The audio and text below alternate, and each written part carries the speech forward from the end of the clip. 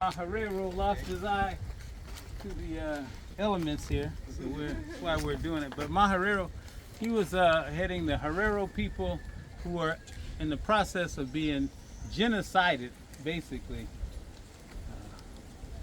Genocided by the Germans. And the Germans did this genocide as a warm-up, basically, to what they did in World War II. So if you look at all these genocidal techniques, the mass transportation, mass killing, all of these type of things, food, start eating. So anytime you hear the Germans talking about anything, remember, they warmed up their genocidal practices on the Nama and the Herero people. And Samuel Herrero was doing everything, obviously, to stop it. Oliver Tambo will go fast 3 decades, kind of like Mary McKeeba, kicked out of South Africa, outside of the country, did a lot to keep the ANC alive, funding, arms, all of those kind of things.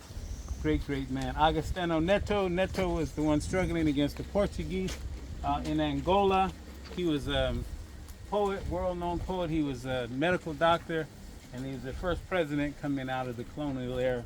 And all around, we don't say Renaissance man, he was an Imhotep man. Zabeth of Haiti. This young girl, is not much written about her, but at 9 years old, she started rushing to escape the French plantations. They would capture her, beat her, torture her, but as soon as she got a chance, as soon as she saw another opening, boom, gone again. So over and over and over again. And when I'm with the children, I have the children, the 9-year-olds, I get them and we pretend to run away, and then they bring us back and they run away again. But this is just to show this kind of incorrigible desire to be free. Barbary, the British used to impose what they call a hut tax on Africans. So if they come in, they want you to dig a mine or do some work for them, they would say, okay, we're putting a tax on your hut. And the only way you can pay that tax is to earn the money by digging the mine, and then we'll give you some pound, shilling, or whatever it is, and then you can pay us the tax you owe us for the hut y'all been in for 10 generations. Right. So my man was like, let me get that right. Brought his army. Alex Mumi, I have him here. He was an up-and-coming politician there in Cameroon, but he went and to negotiate some terms of the new post-colonial order with some people in Switzerland, in Geneva. So what happened, he was having dinner with the people that he was negotiating with, and they poisoned him with thallium. Now, it was a big, long story to it. He went out and came in, and they had to switch the poison around. But the main reason I have this here is because, see, Geneva, Switzerland, even to us in the U.S., but certainly here, places like Belgium, Switzerland, these are all over the angelic Europeans. You know what I mean? And so to be in, Geneva, Switzerland, and they poison you, they're like, well, I said, well, they'll poison you anyway. Sekohune, also a very powerful warrior against the Boers. We had a lot of success. The Boers are the Afrikaners, are the ones who came to South Africa from the Netherlands, still there.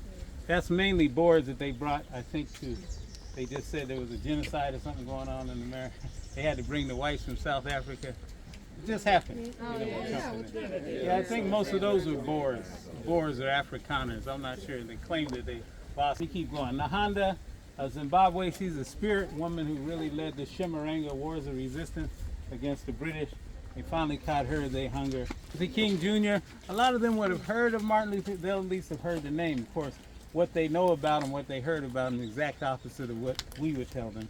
But anyway, they've heard the name, so I at least get to tell them a little bit of our Hatshepsut. I like them to know they were female pharaohs, and sometimes I'll have the illustrations or the pictures of the beautiful temples that they cut out of the mountains there in ancient Kemet, during her reign, and talk about her foreign policy and some of the other things that distinguish, but I just like them to know these are female pharaohs. My man Kalidara, now we're talking about 641 AD. Well, by 641 AD, the Arabs are now in Egypt. same ones that are there now. But 641 AD, of course, that's late in Egyptian history as far as we're concerned. I mean, everything had been done. I mean, they look at the pyramids just like tourists in 641. But anyway, they decided, like the Romans, that they were going to go south in the got to Nubia, ran into Kaliderat. Wasn't pretty. The greatest of all times, Muhammad Ali. And of course, I tell him about his struggles and sacrifices, his principles, and why he refused to be in the military. Lat Diop, if you're in Senegal, that Diop, D-I-O-P, is a kind of common surname. A place called Cayor, which is a huge empire at the time. The French wanted to run railroads and all of that through his territories. He said no, fought them to the death. Antonio Maceo in Cuba, you know, Cubans had their war of liberation, war of independence against Spain. And the general, one of the two main generals who led that war against Spain was Maceo. They call him the Bronze Titan.